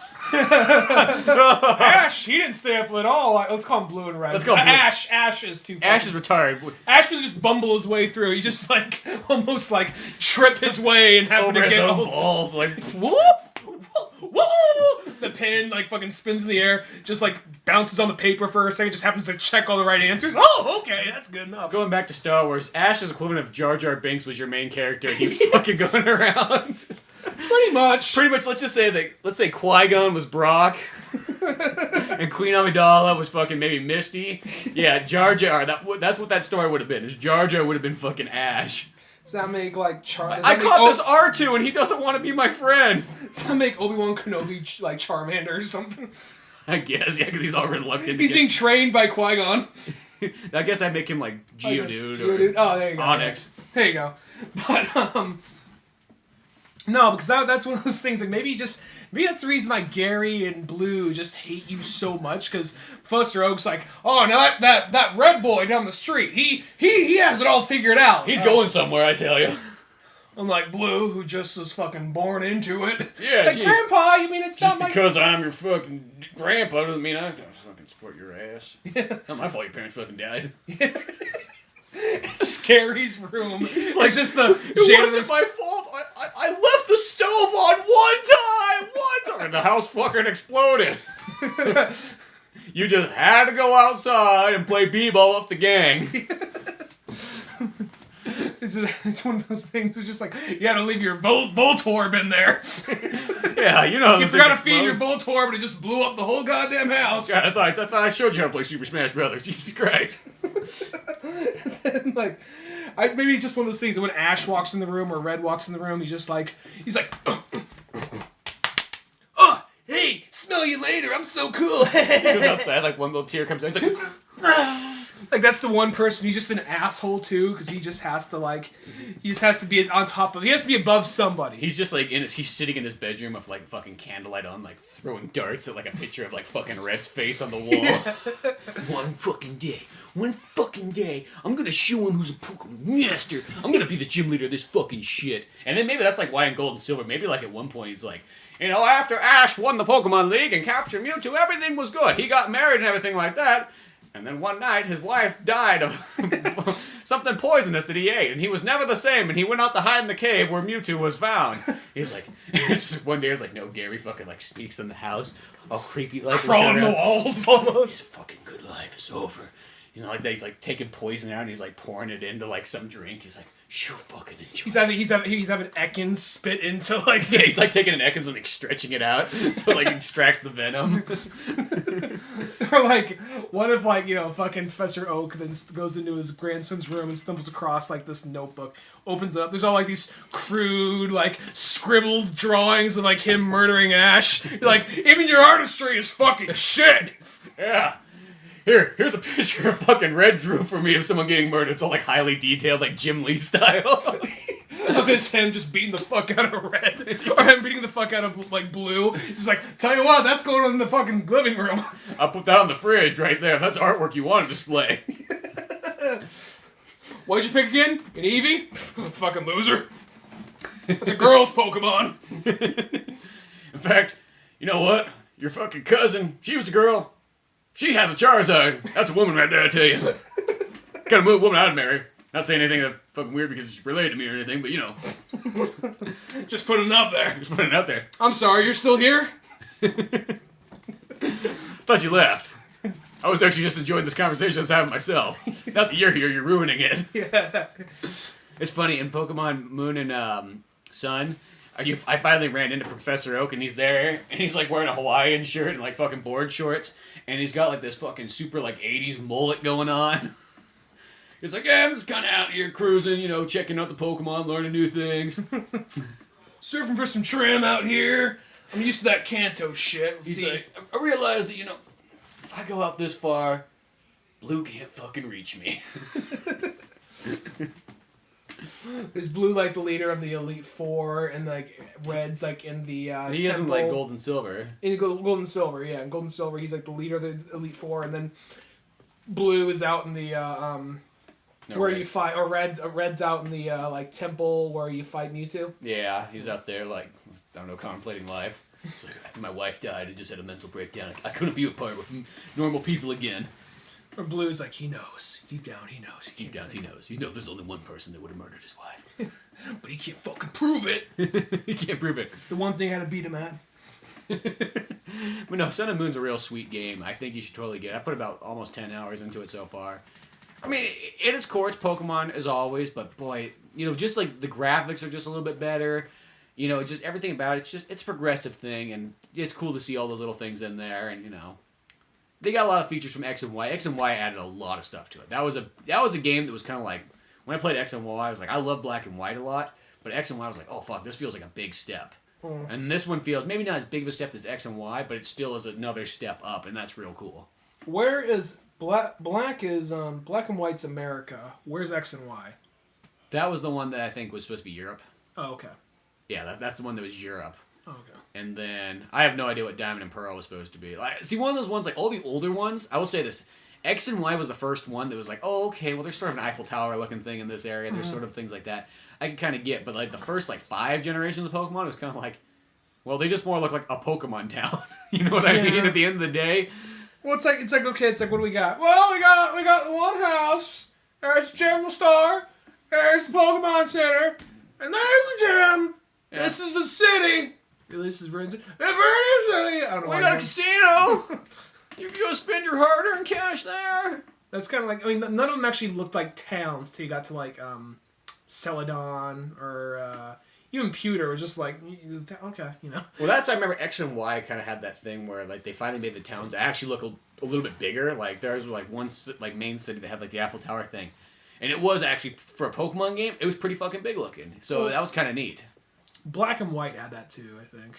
Yeah, Black and White was, I think, one of the first ones I have in town that was like, oh, that's actually kind of a large town. Rather than just being the 3 buildings, moving on. Where I guess at first it makes sense. I'm not trying to talk shit, because I had so many good memories to the original. Oh, yeah. It's one of the best ones ever. And, you know, the remake of Red and Blue is really fucking good. But, yeah, there's just a lot of people that always kind of like, that's as far as they've gone. They didn't go past the remake. And it's like, dude, I know there's that thing that I think some people go, there's like too many Pokemon now. It's like 850. It's like, it's okay, man. So just fucking be grateful you live in America and you can get all these Pokemon. You know what I mean? Some people's countries only get 150. If there's another one, oh, there's plenty more, dude. Like, yes, but Saddam said we could only have 150, and even though he's dead, we still can't have more than 150. And that extra one, that was just for him. Yeah, he's the only one allowed to have Mew. Mew is mine. I love Mew. Mew is mine. He just has like a banner of Mew over his fucking balcony. Yeah. Like, guess what I got? He like brings the whole city around. He's holding a Mew and a gun in one hand, like, or just like an old-fashioned Game Boy. It's like, yeah, it's all gold-plated. So you know that's why his Game Boy's better than everyone else's. Everyone just used to see a whole like crowd just like, yay, just like slow clapping, slowly crying, like, can you trade me the Haunter Soda Ball? No, we can't trade in public. You trading? You all trading? Some guy comes up, just clips the cable. That's all it is. Like, oh, that's your one warning. Yeah. Next time it's your hands. Next we'll hang you with the cable. But yeah, Pokemon, great fun stuff. We actually saw another really cool movie too. That's like, you know, similar to Pokemon, I guess. Involves French people. So, in a way that, you know that one Pokemon took place in sort of France? Yeah. Well, this movie sort of took place in sort of France. You know, England. There's a French girl in it. So close. Yeah. And they speak French, so... Yeah, there's a lot of French speaking in it. So in that aspect, it's kind of like Pokemon. Yeah. It's got Brad Pitt, so, that always kind of reminds you of yourself in Pokemon. Yeah. Because we all think of ourselves as Brad Pitt. We like to think of ourselves as Brad Pitt. I know. Truth is, we're all Edward Norton, but we'd like to think of Yeah, ourselves as Brad but we really hope that we were Brad Pitt in real life. Exactly. But no, we saw Allied, and yeah, Do spoilers. you think that Edward Norton ever just lays in bed and just thinks of himself being like in every Brad Pitt movie? I mean...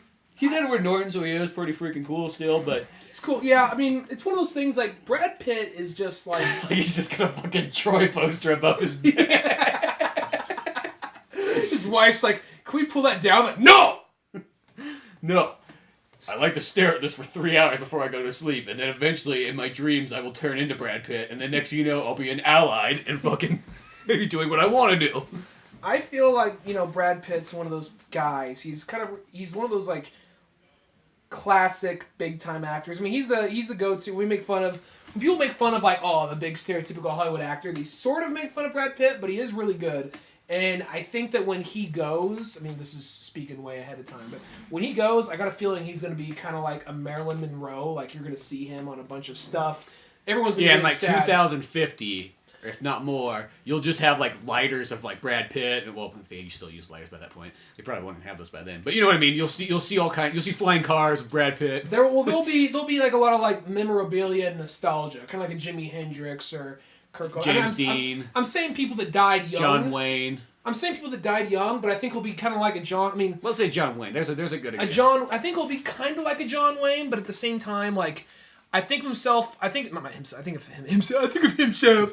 I think of Brad Pitt more as like a Paul Newman or a Robert Redford, and yeah. I think that once he goes, because the thing is, he'll do like artsy movies, but then he'll do a movie like Want to See Me with a Machine Gun? Fuck yeah, here you go. Then he'll do something like Tree of Life, or then he'll do something like Allied, or just some artsy movie, but with just starring him and his wife, and it's about like a relationship or whatever.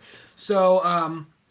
I think that for that, he's kind of reached all bases, and he's, I think, yeah, it's going to be like a Paul Newman or Robert Redford, something to that effect. Well, I really do think he is the guy who's going to be one of those, like, super just... He already pretty much is, as the super legendary actor. I mean, you can't kind of like deny... Steve McQueen. Yeah, he is. And I'll say he's beyond a Steve McQueen by this point. Steve McQueen, just sadly enough, just wasn't around enough. I mean, Steve McQueen got, like, 15 movies or something?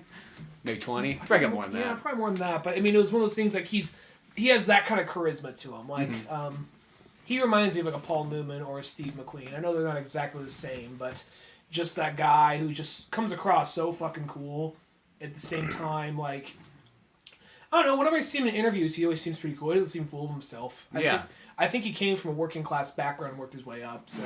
Yeah, so he's not like entitled like some other people in Hollywood and things like that. So Allied just, Brad Pitt going back into the fray, fighting fucking Nazis again, and doing everything you want Brad Pitt to do in a movie. That's the thing about Fury. Cracking jokes, shooting people, punching people. There's very little like cracking jokes in this movie. Fury is just I love Fury so much. Fury's like, that's really like the best, like that is like one of the best Brad Pitt movies I think I've seen. That's one of the best World War II movies almost. It's just I've actually only seen it once, and that's how much I like it. Just so fucking raw. He's just so angry, so fucking bitter. And then it's even that point, like I didn't have trouble with him by this point, but Shia LaBeouf was even a fucking badass in that movie. Yeah. Just like he has like one of the most badass lines in that movie, and it's like he's like the one religious guy in the group. It's just like, yo, I think Jesus loves Hitler, and he's like, yeah, Jesus loves Hitler. Ain't gonna see him for man's justice.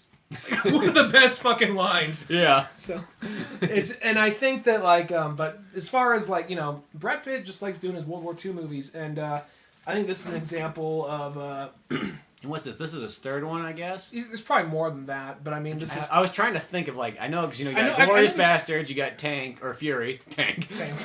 And then this, I mean, there's probably another one in there, but this is, as far as I can think off the top of my head, the third one. Mm-hmm. But basically, what I like most about this movie is the first like act. I mean, aside from it takes place in Casablanca, I like how I think it was almost an intentional homage to Casablanca. I think so because it had a bit of that elements in there and everything like that. And it kind of has this cool spy espionage thing getting kind of tossed around, and they finally meet each other. And I also like the way the movie started. Let's just go back to the very beginning. Fucking Brad Pitt's parachuting down. I don't know what I like. These are things that always just make me laugh in the movie because it just shows him parachuting. Fuck. Well, that and then it just shows the ground is just fucking desert for miles. It just is like that. Oh, this is gonna be fucking fun. Like you can just see the feeling that the character's gonna have landing down. Like, fuck, how long is it gonna take before somebody comes by to pick me up? We'll have to walk through this godforsaken desert. And then, he's like, it's like for a while, there's not very much talk in the movie, and you realize he's on an espionage mission. He's meeting up with a girl who's a double agent. They're pretending to be wives. This is the first time they're meeting each other. The lady's played by Marion Cotillard. Talia al Ghul. And as they get there, there is this interesting, thing she points out, okay, this, you keep driving like this because you keep driving like this, otherwise they'll be onto you. You got to meet me up on top of the roof at this time, otherwise they're onto us. And they do have this very kind of dry, this dry dialogue between each other. They're trying to keep business, but it's kind of slowly slipping into it is a romance movie, but it doesn't feel cheesy the way they get there. Yeah, it's first and foremost, it's a war drama is what this movie is that happens to have spy elements, and then it's got it's bits of romance, it's bits of action, and all these other kind of little things pieced in there. This comes from Robert Zemeckis, which I'm just glad to see more than anything else. He's back to doing live action because he was such a fabulous fucking live action director, and then he kind of went to CG zone for 10 years. I'm not saying those movies are bad, but it was just kind of one of those ones come on, Rob, when you coming back? Mm-hmm. And this one right here, I'll say that I guess I don't even know if it's the same score. I don't even know if it's the same composer, but it sounded a lot like the Forrest Gump score. So if it's the same guy, that would make sense, right? Yeah. But there's the part when they actually, because they're trying to assassinate the German prime minister, and I think the German prime minister, it may have been. I don't have my phone in front of me, so I can't double check it. I got a feeling that was the guy from Inglourious Bastards, that one German colonel that was in the bar with them when they're in the when they're playing the card game and he's drinking out of the boots, and he's the one that catches on to Magneto, Michael Fassbender. Michael Fassbender when he puts the wrong hand sign up. I think he's the guy that plays that German officer. Maybe I'm wrong, but he looks very familiar. Anyway, maybe just the Nazi uniform. I just got confused. But anyway, Nazis they always look the same. At some point, they're talking about the plan, and it's they're talking about the plan of how they're going to go about it. So guns on the table, this and that. And they're very. I like the movie doesn't hold your hand. It leaves a lot. It lets you figure out a lot of it, and then because there's a lot of building up to this plan. That's probably the before they actually even get married and all that. It's probably 30 minutes of them just going around, hanging out. Planning. Yeah, planning, getting to know each other, getting the ideas down. And then they say something the diversion's late. Just wait. And then, the bomb outside goes off, everyone turns around. They fucking flip the table over. They got machine guns. They just start Inglourious Bastarding everybody in the fucking room, just shooting everybody. And I'm just fuck yeah! And yell it out. But that's almost how I felt. And even the blood, the violence wasn't it was actually kind of surprising how it wasn't oh my god, that's so violent, but it was surprising how violent it was. When somebody got shot, they got shot. Let's just say that. And there's one of the guys, they shoot him in the head. He goes down, and it shows blood still kind of squirting out of his head, sort of. Mm-hmm. Not just ooh, dead, done. Actually, just I think someone actually probably. Speaking of that part, there actually was a scene that I actually thought was going to come back around because once they're shooting Nazis left and right in this part, and then there's this French couple there that's kind of the lady's already Nazi befriended. Supporters. Yeah, Nazi supporters, but they're French.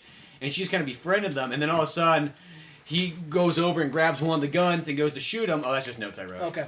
And he goes to shoot him.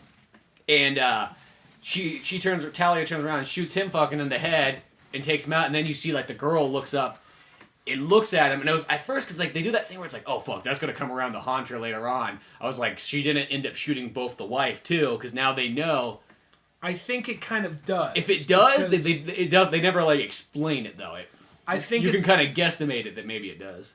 I feel because we're gonna go into spoilers here, but I feel because she's the one. Spoilers. What? I think we passed spoilers. Yeah, but I think she's the one that's the fact that they let her live. She's the one that probably gets to the information of this is what she looks like. She's actually a double agent pretending to be this person, this and that, and kind of spills that onto. I feel that's kind of what happened right there. And she's the one that let the German spies living in their town know. I feel like... See, it could be like that, but see, the thing is since it really doesn't show anything, it's kind of interesting. It leaves you like, where most movies probably would have had that come back around, this movie just doesn't do that. Which I think that's actually probably better that, you're able to not have to fall into the standard, like, script writing thing that, like, if you show one action, it has to come back around with another consequence later on. Well, basically then what happens is after the mission is a success, within that time, they kind of, like, fall for each other, and more of, like, they kind of present it in a way where you can kind of... I mean, it sounds kind of cheesy. Like,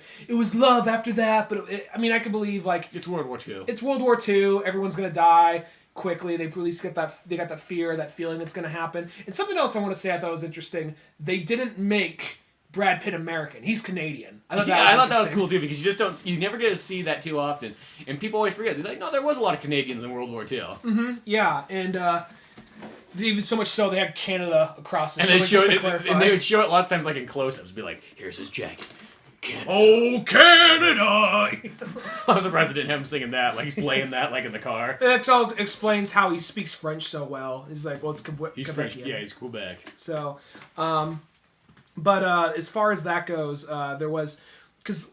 Once they get back, it kind of shows his normal life for like a good while. They show his normal life. He has a kid. It jumps to a few months later, and they just kind of got like, fuck it, let's get married. We had a good fucking time killing Nazis. I dig you, you dig me. Let's get married. And then, oh, you're pregnant? Shit. And then we jump like a year later. It's like, oh, you have a kid? Well, guess what? There's a fucking bombing going on in London. Yeah. Well, I will say there's actually a part I wanted to say. It was just kind of funny to me, like.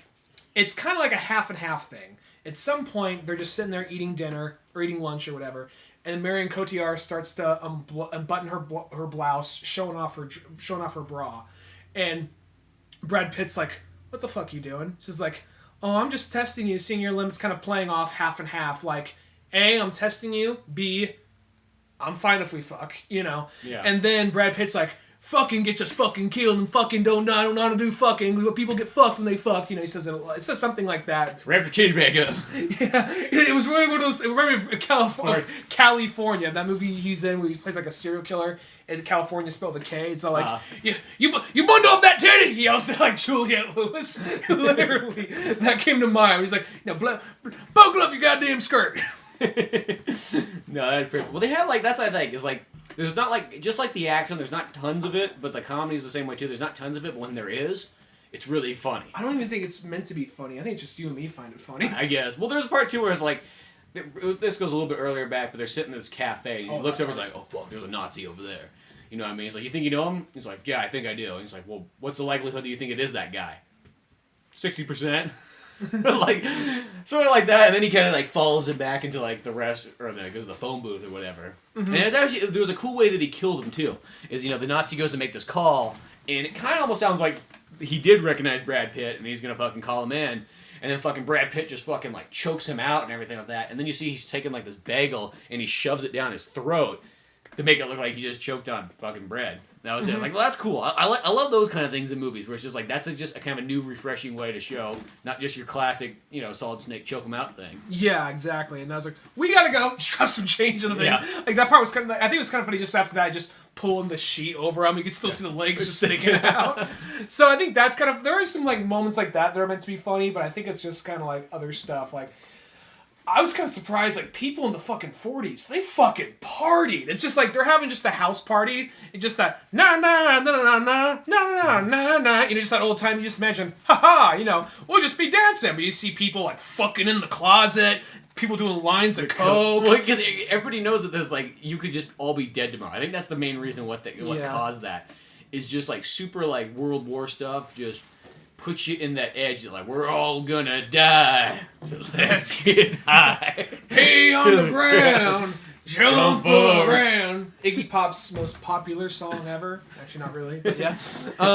With Slash playing guitar. Which I'll talk about another movie in a little while, but I'll make it quick. But as far as this goes, then they find out, if you haven't seen the trailer, because I'll be honest, I didn't see the trailer. This is a movie I kind of went into cold. I saw a poster I'm surprised for it. That they didn't show the trailer on The Accountant, because I saw it both on The Accountant and Jack Reacher. I saw a poster for it, and then I saw, when you go on Facebook, how they sometimes have trailers play automatically without any sound. I saw, just moments, just a quick little clip of maybe him kissing his wife or whatever as I scrolled. Like, okay, whatever. Brad Pitt, cool. And then saw the movie, so I'm like, oh, fuck, machine guns and killing and Nazis, all that. But no, then, so basically the whole big thing of the movie, which I'd almost prefer it if they didn't, like, because I guess you said this was part of the advertisement, and that's how you told me about it, but I wish they didn't actually say this part, because I thought this would have been a cool twist. He then realizes they think his wife may be a Nazi spy. Yeah, that would probably would have been a better way. The trailer probably did give away a little bit too much. Because that doesn't happen until the halfway point of the movie. Yeah, because I thought that was going to happen like way earlier on, because they said in the trailer. And they probably should have held it out, because you could have just said, like, they're two spies working in Casablanca, fighting, Nazis. Brad Pitt is allied. The way you told it to me, the way you explained it to me, I thought it was going to happen while they're on that job. I thought it was going to be a movie that took place over the course of 2 or 3 days, and he has to decide if she is a Nazi right then and there. That's what I thought too, because that's sort of how the trailer. Then the movie goes by over the course of like 2 years or something. Yeah. So, and then it's kind of like it's him trying to debunk, like trying to talk to people, trying to get information, however he can, little by little, but something always stops it, and it is one of those things. You are teeter-tottering. Is she actually a spy? Is she not a spy? It actually did a good job. I had a feeling that she was a spy. But it could have went any way. It could have gone any way, but at the same time, like, I don't think this movie's going to have a happy ending. So either she is a spy, or she's not a spy and she gets killed, or he gets killed. Something happens. Yeah, they both get killed. Yeah, and then, like, it's kind of a bittersweet ending, but still pretty sad. And you find out it's kind of a more of a middle ground. That she was working for the Nazis at one point in time, but betrayed them. They found out, they found her, and then they're like, we know where you live. We got our own, like, secret cells inside the town. So if you don't do what we tell you to, we're going to kill you. Kid. We're going to kill you and your kid. You find out the nanny is actually working for the Nazis. That was one of those things where it's just like, oh, it's like another nice old nanny down the street. And take the child in. She didn't have a German accent, but the second Brad Pitt pulls a gun on her, she's all like, "Well, see, Hitler all the time." Like it was like I'm like, oh fuck, she's getting possessed. Like, yeah, fuck yeah, boom, right in the head. Yeah, and then like, it's one of those things like, all these things are building up. Like, are they over worrying, or is this like a test? They're trying to just test his loyalty. Well, because there's a job coming up too for like D-Day, and that's also the other thing they're kind of lingering on. Like, will Brad Pitt have to go to D-Day? And then on top of that, it lands on them just trying to. He finds out, like, it's like the smallest thing, because everything's leading him to a dead end. He finds the smallest thing. He finds out this one woman who they say the woman who your wife claims to be died a long time ago. She's someone else. And he goes to her and says like, hey, so everything else ran into a wall, so it can kind of go either way. Play the fucking piano, because apparently this lady can play the piano. And she don't. And it's like, oh, fuck! It's like, yeah, that lady died. She was a good person. Yeah, and then that's where it's just kind of like, I ain't gonna kill my woman, So they go on the run. They're like, we're gonna take this plane and fly out of here. And then, like, I was almost expecting kind of like them to go down together, like a big, like fuck my own country. But what they do a little bit more the artsier thing, which is what they do is she, like, says, nah, I'm not gonna ruin your life and our kid's life for my sake, and just shoots herself in the head. And then that's where, like, the general, who's his friend's like, he killed her. You all saw it. Yeah. If that's what we fucking tell them, Yeah, I'll kick any of you in the balls if you say differently. Chops, I'll kick you in the balls, you say? I like the way that he stops the plane from going, because I've never seen this before in the movie, too. He literally just pulls up in his fucking Rolls Royce or whatever the fuck it is, and Brad Pitt, it's kind of like, because he's sitting there, he's trying to get the plane started, and you just know that he's up there like, fuck, shit, fuck! Like one of those moments, when you're trying to get something to work, when you're like totally pressured on time? And then all of a sudden he finally gets the plane started, and the propeller starts spinning, and then all of a sudden he pulls the thing up, and the propeller just goes like right in the fucking wheel well of the car. It's like, geez, that's a fucking ballsy way to stop a plane. Yeah, I was like, is he gonna fucking die? I'm like, oh shit, no, just fuck yeah. I know, like a fucking Raiders of the Lost Ark told me that shit spins and just keeps on going even after you hit a giant German guy. So, well, that's always the thing. In movies, whenever I see something that, like, I've never seen before, whether it's something as small as that, that's what I like, because, like, I've never seen that before. I've never seen a fucking propeller.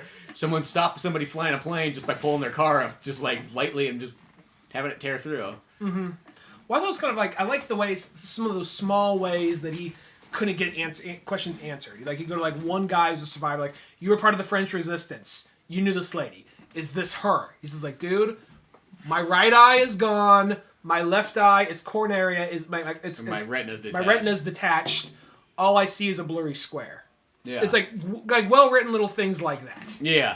No, there's a bunch of really cool stuff in it. I think this movie overall, the only thing to me, I felt like if it just had about 2 more action scenes in it, I think it would have balanced it out a little bit more. Because that was about the only thing. For as long as it was, because it was a pretty long movie. It was over 2 hours. It was over 2 hours? Yeah. Okay.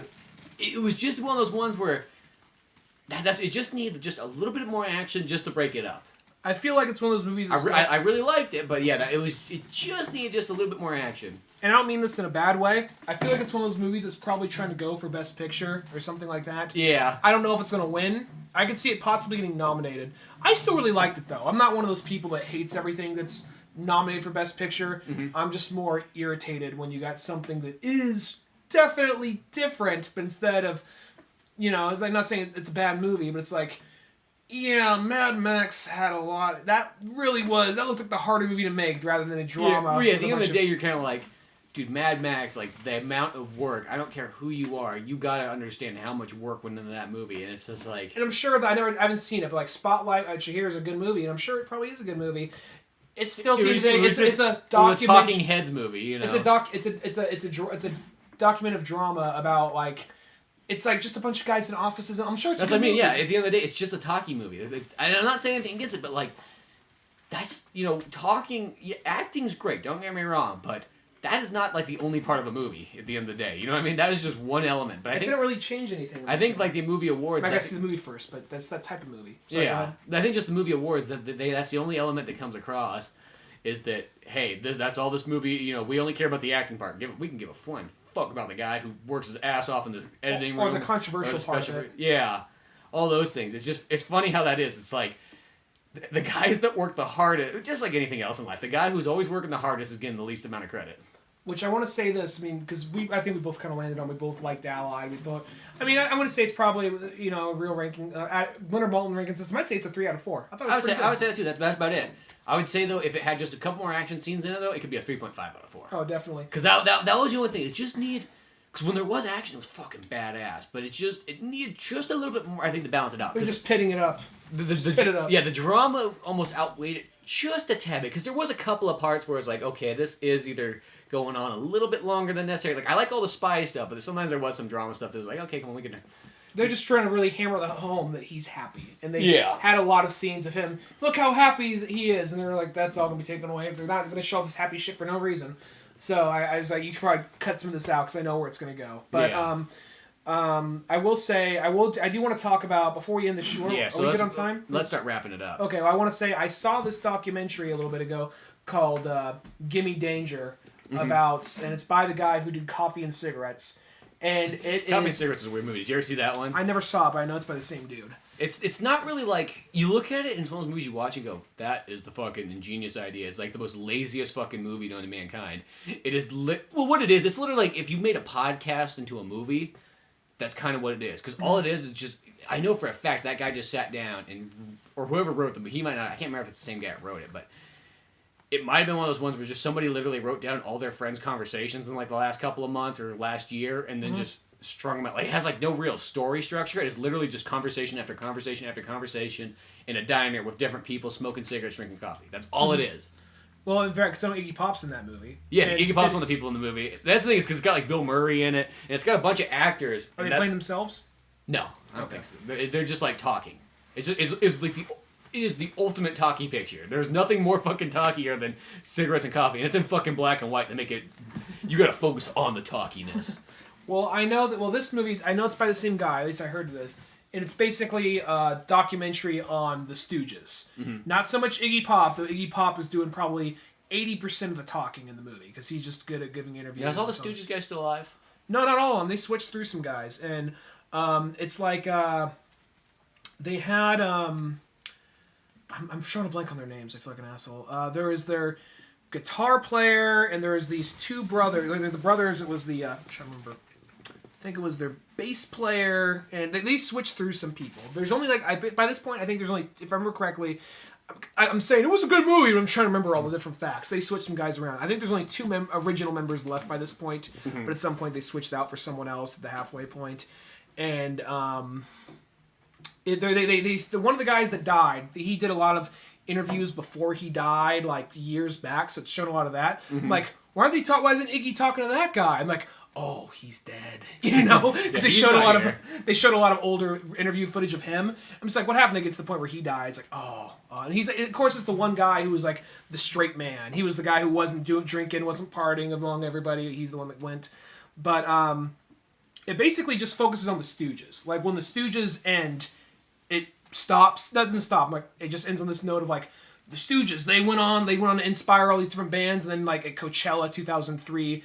People are reaching out for the Stooges to come back, and he mentioned things like the Iggy Pop mentioned things like, well, we believed in communism at the time when we first started. We were just kids. We just suffered communism, so we thought it'd be edgy and different. We're communists, man, And they said like, we want the Stooges back for Coachella, and I said, well, the only way the Stooges are we're gonna pay you like $3 million. Like, well, if you want me, you got to pay the others $3 million because we're communists. We all get the same. It says, and I thought that like that would be one of those things. I don't really want to do it, but I didn't think they'd offer it. So when they said yes, I'm like, okay.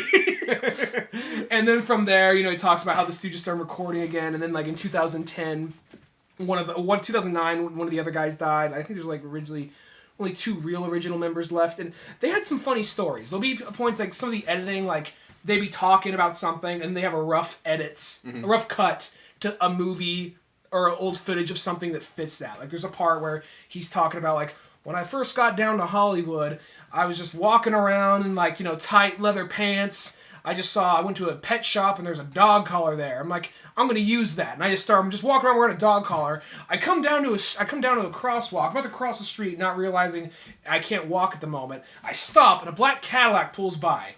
And I swear to God, I see John Wayne. He just gives me this look and drives off. And then that's where it shows a clip of a John Wayne movie where he's pointing a gun outside of out of a car. So he's like, if you see me again, there's gonna be trouble. So it's like it's nice creative cuts. It's very informative. And for a second, I thought that it was just going to be like more about. I definitely walked away learning a lot more about how they got there, and it's kind of like. How they inspired so many bands after it was mainly they kind of spun out into drugs after a while, like anything else. There's a couple of moments. We got clean. We got clean. We started doing drugs. Got clean. Did drugs, and he said it was Iggy Pop that kind of brought the Stooges back for a minute. Then after the Stooges, then Iggy's solo career. Which is, truth be told, I mean, I know, I have a lot of Stooges albums, but. I know Iggy Pop more from his solo stuff, truth be told. Yeah, exactly. I mean, we all know Raw Power, we all know Wanna Be Your Dog, but I'm it almost kind of become like, because now it was like Stooges, Iggy and the Stooges, now they're just kind of back to the Stooges. So I felt kind of like an asshole, because for a while it'd be like a Stooges song, Iggy Pop, because it was Iggy and the Stooges, Yeah. But now they're just back to, no, it's the Stooges. Yeah, they're keeping it simple. Well, that's kind of cool, though. Yeah, I remember I heard about when that documentary was coming out. And, of course, like any documentary, it has the most limited play known to mankind. So. Yeah, it was one of those things I just literally stumbled by it. There's like this old movie theater called the 4-Star Theater. And I just walked by like, Gimme Danger. That's a black and white picture of Iggy Pop and the Stooges. Yep, there. Okay, I know what my afternoon is. And that's the thing, those kind of movies, if you do not go that day, it might not be there tomorrow. It was only playing for 3 days. Yeah, because I remember that was always the thing when I was in San Francisco, too. It would be like, you would see those cool independent theaters, like, oh, that's awesome. You know what? I will go tomorrow. And then you go, oh, nope, there's only a 1-day showing. Exactly. That's like, that's what some of the Dragon Ball movies were. It's kind of like, it's sad that they do that. I mean, I understand it's probably a rights thing, and they can only have it for so long, but, it's kind of like, it's like, why can't you show that for, like, at least 1 week? You know what I mean? Mm-hmm. There's like some of the other funny editing bits they did. Like there's a part where he says like after the Stooges went under, Iggy Pop's all saying like, they told us they wanted us to be in a band. They had a big project for me. The record guys came in. They said, Iggy, we got something big for you. We want to get you on Broadway. We want you to play Peter Pan. And then it just abrupt cut to like Broadway like footage of something like singing like a Peter Pan song. It just cuts back to him with this dumbfounded look. That wasn't going to happen. That's pretty funny. I can't wait to see that one when it comes out on Called video. Gimme Danger. I mean, you could truth be told, you could probably, because it was an Amazon Pictures movie, so you could. So it's probably you could probably download it on instant right now. Yeah. Or you can't technically download on Amazon. Not download, but stream it. Yeah. Stream it. Yeah. I wonder. Yeah, they might even have. Oh, they might have to charge for it right now, but that'd be still. It's really good. I'm gonna say if you like Iggy Pop or you like the Stooges or you like kind of early punk stuff, check that out. It's a really informative. I'm not really. It's one of those things. There's so much information in it. I'm kind of having trouble remembering everything. Yeah, you just remember parts. It's one of those things like I did not know that MC5 helped get them going. You know the and like some of the shit he talked about for MC5. Like I didn't know this. Like MC5, I didn't know they're the ones that did Kick Out the Jams. Oh, you didn't know that? I know they did. I didn't know they did the original. It's funny too. It sounds just like the Rage Against the Machine version. Because I remember, like at first, I was always like, "Is this gonna be one of those songs where you listen to? You're like, holy fuck, it's like way different." You know what I mean? Because some of those songs like somebody cover, especially if you're like Rage Against the Machine, you think they're gonna like do something completely different, and you listen to it, it's like, oh no, it's like literally the same thing. It's like identical to like they say everything the same way. They did like a very like pure cover of that song. And like, you know, Iggy Pop was all saying like, you know, we were just kids that kind of like talked about communism and like, oh yeah, you know, we share everything, we try to make everything cheap, whatever. And this is the MC5 became friends with them, and they kind of like took us under their wing. They started this whole hippie commune. They started like this communist party and all this and that. And they even like have reached this point where they started the White Panthers, which was a group helping out the Black Panthers. He's like, it didn't last long. He says like, it was one of those things like, I didn't exactly, you know, help them out with it, but I didn't say nothing either. I was just kind of there. That's pretty funny. Yeah. So yeah, that's cool. It sounds like it. Well, I'll check to see if it's on Amazon. That sounds pretty sweet. So that's what we got for you, folks. We got Disney, Pokemon, Iggy Pop, Nazis. Yeah, Brad Pitt and Nazis. Yeah. So all kinds of good stuff here on Old Man Orange. So and there's even more stuff too. We're at that point where like people are just gonna throw fucking movies at your face until you just can't. You're like, I don't want to watch movies anymore. Take me home. Because that's just getting it. That's literally what like the next like 6 weeks is just like movie after movie. Like each week, you know, most of the time there's like one good movie that comes out a week. Mm-hmm. Now we're at the point where like sometimes 2 or 3 good movies can come out in a week. I saw like when we were over at the theater today. I looked at like 9 out of 10 of them are like all like. Oh, I wanted to see every movie except Trolls that was there. Yeah, that's the 9 out of 10. Everything else looks good. It's like I heard Edge of 17 is a good movie. I heard that's good. I heard it's very John Hughes-ish. Yeah, it looks interesting. It's like rated R, so you know that they're probably taking it a little bit serious. Mm-hmm. Yeah. And then yeah. Arrival I heard was good. Which one? Arrival I heard. Yeah, I keep hearing really good things about that one. So that's another one that's been the hit. And then the Hacksaw Ridge is the main one I really want to see. Hacksaw. I keep saying that every single week, and I'm surprised it's still there. I keep thinking it's going to get knocked off. Mm-hmm. But yeah, I gotta go support Mel Gibson. Goddamn it. But yeah, till then, I'm Spencer Scott Holmes. I'm Ryan Dunigan. And we will see you some other time. Later, folks. Thanks for listening to the Old Man Orange podcast. Check out our website at oldmanorange.com for even more podcasts, cartoons, videos, music, and more. Send us an email at oldmanorangepodcast@yahoo.com. Be sure to subscribe, share, rate, and review us on iTunes, Podomatic, or any of the other fine sites we might be located on. And if you want to help out even more, click on the Amazon or GameStop links on our webpage before you make any purchases there.